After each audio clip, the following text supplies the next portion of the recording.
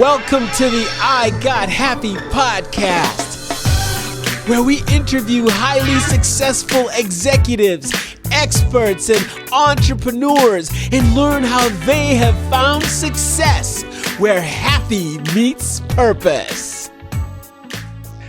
Hello, everyone. This is Dr. Pillay with the I Got Happy podcast, and it's my pleasure to introduce you to Rebecca Norrington, who is an author, a speaker, and a happiness specialist, and an all-around dynamic person.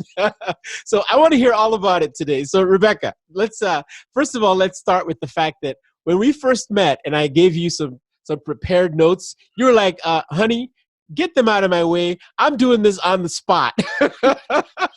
Listen, Dr. Pillay. We're just meeting these. I would like to ask you these questions. We are going to go over 3 stories and 3. I said, come on now. Yeah. So let's be real. Let's be real here. So we're going to happiness. Let's be real. So let's be real, right? You are obviously a very successful author, speaker, and someone who is helping others find happiness. But can we start with sort of how you found happiness and how you are where you are today? Where did your defining moment happen in your life? You know, that's a really good question. I tell the story when I was younger, in my teens, maybe 15, 16-year-olds. Do you remember blowing out the candles and making a wish on your birthday cake, or maybe throwing a penny in water and making a wish? Well, I always wanted the same 2 things. I wished for the same 2 things. And I didn't know. I said I wanted to live to my potential. That was number 1. And I wanted to be happy and live to my potential. I didn't have any specific. I didn't say, well, I want a certain job or live on the hill. I didn't say that specific, but I didn't know what it was, but I knew I wanted to do that. And then I wanted to be happy. And this wanting to be happy it's more than a notion, because I thought, like most people, that being happy, you find your job, you find your partner, you have the money, you have the position, you're traveling all over the world, you're free. All of that is happiness. And let me tell you something. I've traveled, I'm married, I have the titles. Well, not a lot of titles, but that's not it. Absolutely. And so the problem became, it's not out there. The happiness that I was looking for is found within. And that is the truth, and you can see that in the proof of what's out there in the world. I mean, these people that have everything from and I don't hate it, but these people from the Robin Williams to the Prince to the Michael Jackson to the designer that killed herself, Andrew, the guy that had the cooking show. I mean, these people had everything. They had the money. They had success.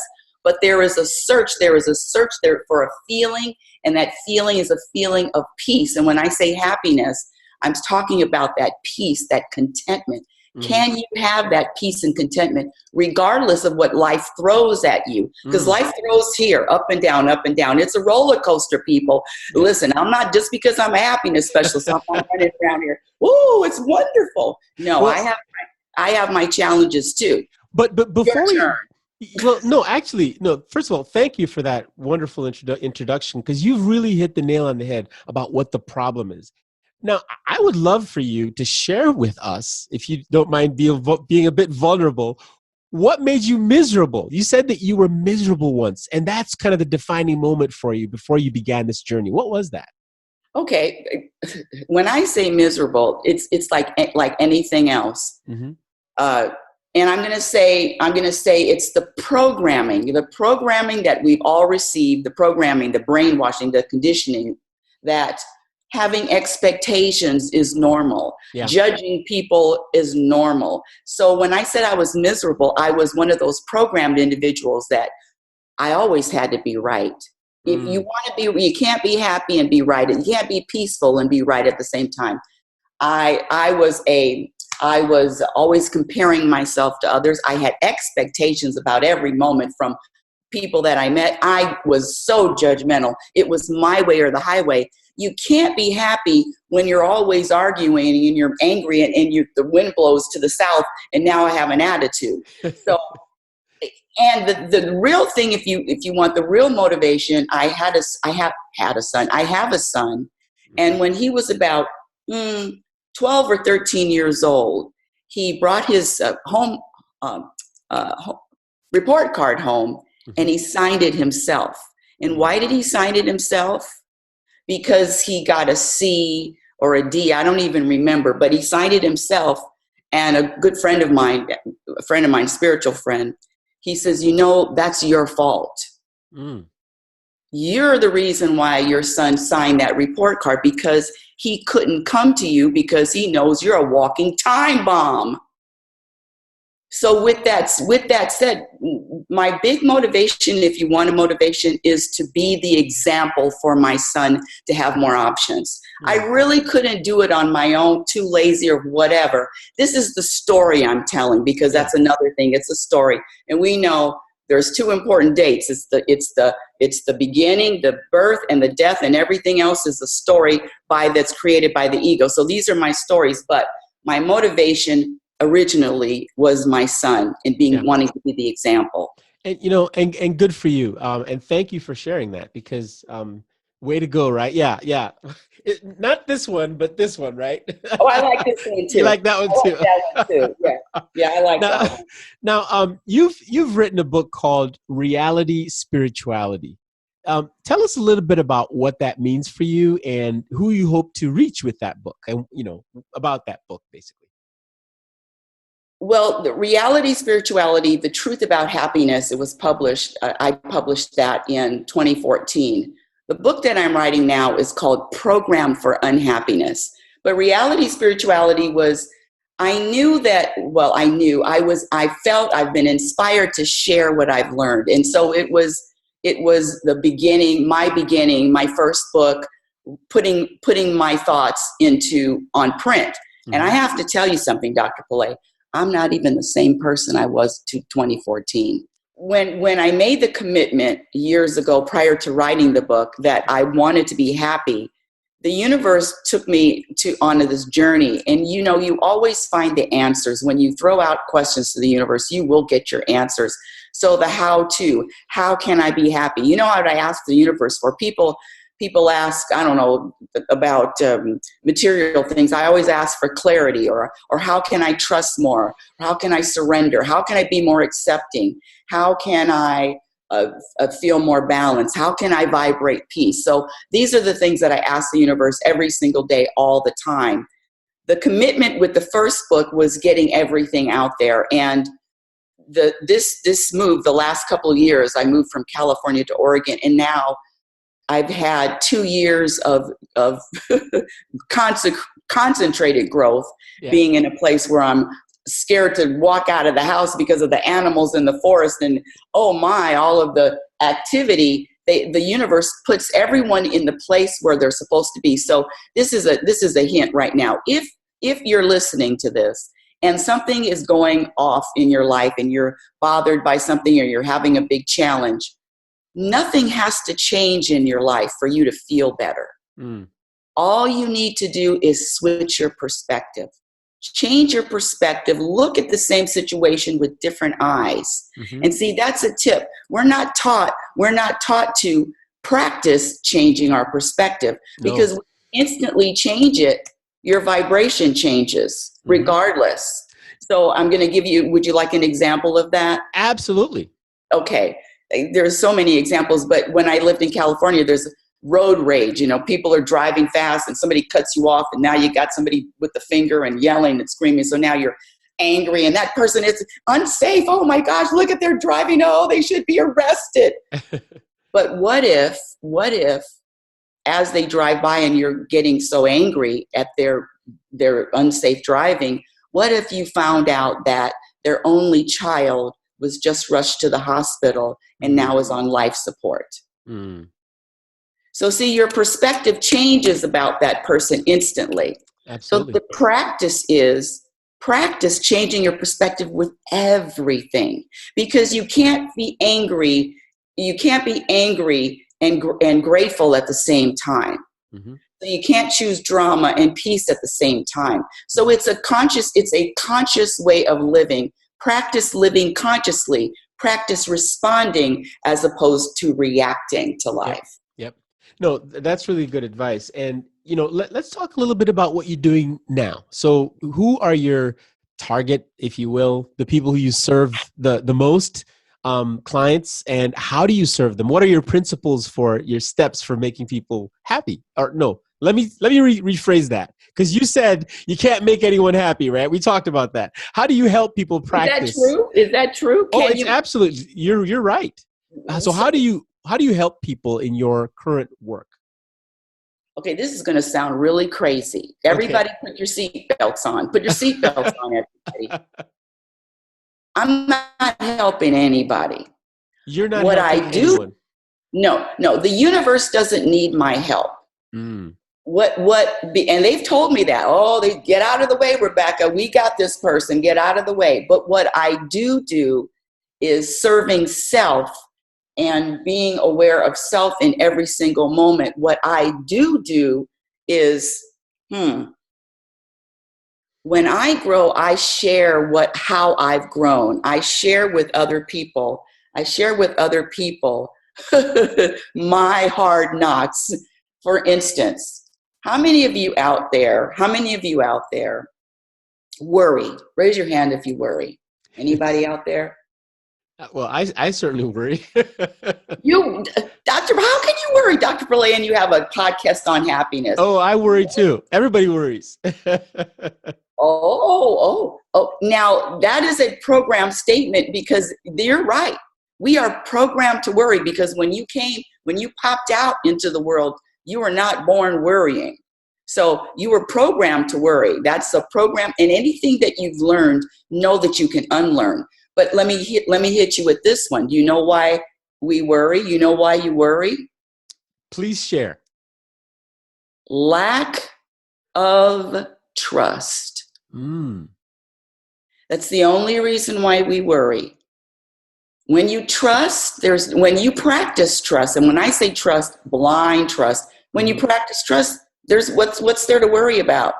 Mm-hmm. Mm-hmm. Absolutely nothing. So see, when you asked me what do I do, the first day of class, when I'm teaching my classes, Mm-hmm. the truth about happiness, first day of class, I give everybody a gift. I wrap it up. It's a nice little gift, little bow, and I say, in this package, is the answer to all of your problems, is the solution to all of your challenges for the rest of your life. Do you know what's in that little gift? Do you know what's in that package, Dr. Pillay? What's in that package? It's a mirror. Mm. So see, you always come back to you. You always come back to, it's not out there. Yeah. It is a commitment to prioritizing wanting to be peace, foundationally being rooted in peace. Peace, happiness, same thing. Happiness is a practice skill. It is just like any other skill, from being an athlete to musician to gardener, waiter, writer.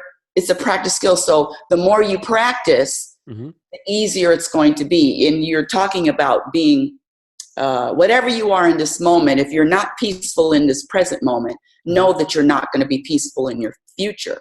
And whatever you're vibrating is what you are going to be contributing to the planet. Am I talking too long? No, you're telling us what you do and how you do it. And I have to say that I really resonate with the idea of practice or rather happiness as a skill that you have to practice. And I'll give you some back and forth so you don't feel like you're talking too much. I'll tell you my story a I little could bit. talk for hours, honey. You can take a break, and I can. I'll tell you why practice means so much to me. As you know, I was named after Pele, the great soccer player. And when my father gave me that name, he caused a little problem because, you know what? I can't play soccer to save my life. But I learned something from that, Rebecca. I learned that, Pele likes to say, when you ask him, how are you so good at soccer? He says, everything is practice. Right. And so I literally transferred that one word from my namesake into everything I do. So I know that today I may not know how to play this guitar chord, but tomorrow I will, because I'm going to practice that thing so many times. And I've also transferred it into happiness. So just to give you a sense of agreement, absolutely. Practice is everything when it comes to happiness as well. So I agree with you. And so the key comes to what do you practice? What's there to practice? Well, you practice eliminating the behaviors that subtract from happiness. Mm-hmm. And then you practice adding the behaviors that are going to add to your happiness. I have another question for you. I don't know how long we have. We have about hold on a second here. I'll edit this out too, so don't worry about it. No, I like everything. I like it all in there, but that's okay. You can edit it out. Yeah, Go ahead. we have about 15 minutes, but Oh, perfect. Go ahead. okay. Yeah, so you were saying you have another question. Yes. Okay. This is another question. See, the questions are questions that are hitting the program. See, it's a program to worry. It's a program. Mm-hmm. There's a program to judge. And when I say program, you are taught at a very early age what to believe. And those beliefs, I'm telling you, are so deeply rooted. Whew, but what I do know, you asked me a question about serving people and sharing with people. What I have found is that, because it used to frustrate me a lot when I would share with people and then I see them doing the same stuff that they did after. Hey, I told you not to have any expectations. But anyway, so my point is, when the universe said they don't need my help, it was really eye-opening, because I thought that I'm going to insert myself into everybody else's lives and help them out. And one of the things that subtracts from happiness and subtracts from peace is being in anybody else's business and noticing what anybody else is doing. See, me looking at someone else and making a judgment on it, whether it's a judgment, oh, they're doing this good or bad. I mean, who am I? Am I that arrogant? And yes, I used to be really arrogant. Am I that arrogant and I would know that they're doing something, that I know what's best for someone else? Mm-hmm. See, so staying out of other people's business is another thing to practice, and you will be happier. And when I say happy, the word happy, peace, contentment, a feeling, a vibration of feeling satisfied, as opposed to that vibration of feeling dissatisfied. That dissatisfaction where you always want more. I'll be happy when this happens. I'll be happy when I have achieved that. I'll be happy. Oh, this goal thing. Oh, don't get me started on goals. Yeah. Oh, don't get me started on goals. Because I have a goal. How can I surrender quickly? How can I let go? How can I flow? How can I be more peaceful? Those are goals. Those are, for me, I don't do any man-made goals, because what if the universe didn't sign off on my goals? Mm-hmm. What if I want to be a New York Times best-selling author and the universe didn't sign off on it? So what my goal is this: I surrender to whatever the will of the universe is. Now, go ahead. Now, when you talk about, the universe, right? Can you tell us what you mean by that? So, for example, you and I know you're working on a new book, but the reality, spirituality, right? That first book, is that related to this concept of the universe? And what is that? Well, when I say the word universe, I'm talking about this entity. Some people use the term God. Some people say source. Some people say higher power, source energy, whatever term you want to use. That I just like the word universe. Okay, and that's just a personal thing. And it's the same thing to me. It's the same. It's all fair. One of the books, and I follow Oprah Winfrey. One of the books that really changed her life, and frankly changed mine as well, is a book by Gary Zukav called "The Seat of the Soul." And this idea of the universe and the soul and the larger, thing that we are part of. Is very familiar to me and I'm sure many people. So, but I just wanted to know what you mean when you talk about the universe specifically. Yes. And it's funny you brought up Oprah. Do you remember when she had her special? I think it was called Belief. It was about 5 years ago where she did her special after she left her television show. Mm-hmm. Remember that? Mm-hmm. Mm-hmm. So there was a really short teleconference that a few people were on, a few thousand people were on. Yeah, I couldn't speak, but Oprah was on this teleprompter. And it was the same time when the Pope came to visit the United States. And she was talking about the Pope and how peaceful, because she met him, she said how peaceful he felt. And then Oprah said, in Oprah's speech, she says, you could tell he's a man of God because of the peace that emanated from him. She says, I sure could use some of that peace. So even the great Oprah Winfrey that has everything Yeah. is still the search, the feeling, the wanting to feel at peace with self, with life, with it all. Yeah, and one of the risks that she took, she acknowledges this, was talking about spirituality in her work. And so, I mean, I fully admire your focus on spirituality, because you know what? People may not want to talk about it, but it's real, right? There's a part of us that needs to be connected to a greater self. But let's get back to you, and let's talk a little bit more about the people you serve. What does a happy person look like for you? Like when and I know you've mentioned that you are not here to help other people, because really they've got to do the practicing, they've got to make things happen in their own lives. But what have you seen success looks like for a happy person, if you will? How could you describe that? Success. Ooh, And maybe success is not the word. It could be something else. I'm just giving it to you. Yeah, because that's another thing. This program, word success. Mm-hmm. What does that even mean? What is success? Mm-hmm. Well, for me, success is being able to smile on my deathbed. So this arbitrary success of things and having all this and accomplishing, that's the program, and the program that is the be all and end all, and it is it's not. It's just not. We have a lot of evidence of that. But your question was, what does in your opinion, what is, for example, with your clients, when you find them to have arrived at the place you want to help them get to, what does that look like? Well, see, that's even that statement, arrive to the place where I help them get at. Let me say this. An avocado, when it's ripe, we all know that's when we eat the avocado. So prior to an avocado being ripe, it's very hard to crack and cut. So people hear or get a message or start shifting or changing or expanding or growing when it's time, when they're ripe. So that's one thing that I know. If it's time, people hear. When they're ripe, people get the message. So what I do, what really makes me wow, is when somebody's listened to anything that I've shared and they say, wow, I've never thought about it like that before. That's all I ask, is just to give you a different perspective. I have never thought about, wow, the reason why I worry is because I don't trust. Mm-hmm. See, that kind of thing. And another question this is a big one. The big challenge people have. And boy, oh boy, it makes this happiness specialist really,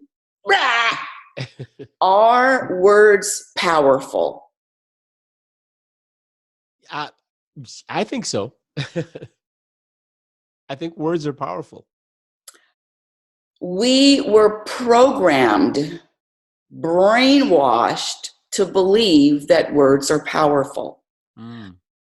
Who's more powerful? The person, because if you can get offended with some words, you got letters that are stuck together, you put together words and words are offending you. Man put some words together and now you're offended. Now words are bothering you. Who's more powerful? The person that can be offended, the person that get their feelings hurt, or the person that isn't? I see what you mean by the question now. I would agree with you. I think where you're going. But when you first asked that question, the words I had in my mind were the words of Martin Luther King, I have a dream. And there is power in language, because those I have a dream, those 4 words took a lot of people to new places. But in the context of don't let other people's words bring you down, I agree 100% with where you're going. Bring you down, offend you, bother you. Can you see this? Can you see this picture?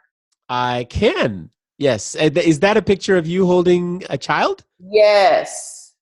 Okay. Uh-huh. So I was speaking maybe about 3 years ago, this small little, it was maybe about 25 people, very small.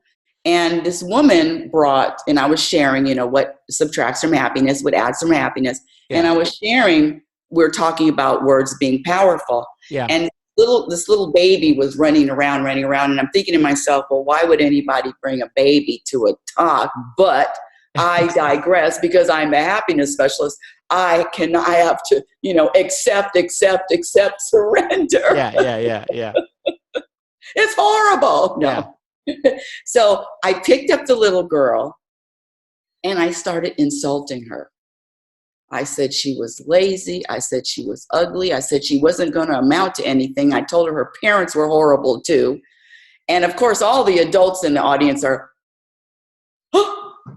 and the mom was, and I put this little, after I finished insulting her, I put her down, and guess what this little girl did? What did she do? She just kept playing and doing whatever she was doing. See, we're all programmed to be offended. We're programmed to get our feelings hurt. But when you get to a place, a flea is not going to affect an elephant. So it's your responsibility. If you have any buttons that can be pushed, then it's up to you to eliminate your buttons. It's not up to anybody else to change to accommodate you. No, it's your responsibility. Who wants to work on themselves, Dr. Pele? Who wants to work on themselves? Who wants to look in the mirror for answers? Huh? Yeah. I think it's hard to face reality, and I think it seems like you are very comfortable bringing up very difficult topics, and sometimes people aren't willing to go there, if you will, right? Are you kidding? You know how many death threats I get? You know how many? No, that's a joke. You know, are you kidding? People get angry all the time. Nobody wants to look in the mirror. People want to blame outside. It's because of you. It's you. It's you. It's called the blame game. No, it's always something else. But it's not our fault, because we were programmed to blame other people. Now, as we kind of, wrap up here, if you could move us wrap it up. I'm just getting warmed up. Yeah. Well, if you could move us to, what are your 3 top nuggets of advice for how people can begin to get out of this programming and start to move toward a path of happiness? And I know you said that it's not your place in the universe to actually help people by doing it for them, but how do they begin that journey? What are your top 3 nuggets of advice? Number 1, this is number 1. You have to want to be happy. When I say happy, I mean be at peace. With just as much fervor, just as much passion as you need to breathe. It has to be a commitment. It doesn't have to be, but when you're committed that strongly, prioritizing, it's number 1. Happiness, this peace, this inner peace is even more important than my only son. See, I serve him when I'm at peace. Yeah. I serve the world when I'm peaceful. I serve the world when I'm not comparing, blaming, pointing, having expectations. I serve the world when I trust and I know that everything is in order. So the number 1 thing, and trust that and accept and allow. So the number 1 thing is having a commitment, having a priority. And really, if you take anything seriously, take your peace, your own peace seriously. That's number 1. Number 2 is the practice. And practice, and also patience. Because the question I get is, well, Rebecca, how, you seem so together. How long did it take? Well, it's always in progress. I am what bothered me 6 months ago doesn't bother me now, doesn't irritate me now. So it is a constant evolution. And in making a statement, so I will never, just know that you're on a journey and be okay with uncertainty. Are you at peace with not knowing the future? Yeah. The third one is just, again, practicing changing your perspective. Practice being aware of the thoughts, and are the thoughts true, and not identifying with these thoughts. These thoughts, all of these critical thoughts, the thoughts in your head. Yeah. They're not you. They're thoughts that I was going to say the word should, I don't use that word, but should be witnessed as opposed to identified with. Witness the thoughts as opposed to identifying with them. Mm-hmm. I really resonate with all three of your advice tips here, but this last one here about your thoughts. I wrote a song once called "Who Are You." And who are those thoughts in your head? Are they you? And I think you're right. When you can become an observer of those thoughts, you can really question them, you can challenge them, and you can say, hey, you're not me. So I thank you for that piece of advice. How can people reach you if they want to? And again, I think I asked you who your ideal clients are. How do these people reach you online? What's the best way to get a hold of you? Okay, how you can reach me? Well, I have my own podcast on Sunday on Blog Talk Radio every Sunday at 9 a.m. Pacific Standard Time. It's called Reality Spirituality Radio. Uh-huh. And then also you can shoot me an email at info@RebeccaNorrington.com. That's RebeccaNorrington.com. And also I'm on Twitter at RL Norrington. Facebook, Reality Spirituality, and also, Instagram, Reality Spirituality, and also retreats, and I'm available for speaking engagements and retreats. So I'm just doing what my purpose. I'm here to share with what I've learned about this happiness thing, and I really appreciate you reaching out and having me on my show, even though I've giving you a hard time a little. Well, I really appreciate you, and thank you for being open and a sense of fun and lightness with me. No, and you are fun and you are light, and actually, frankly, a breath of fresh air. Because look, we are all different. We all bring different things. Who would have thought that I would go through all my what I thought was the way to be in work and education and end up playing a guitar? I understand, and I'm so happy that you felt comfortable sharing many stories with us, and I look forward to speaking with you again. Thanks for being with us. You're welcome. Thank you. Thanks for tuning in to the I Got Happy podcast. For more episodes, visit drpele.com. And remember, get happy first, and success will follow.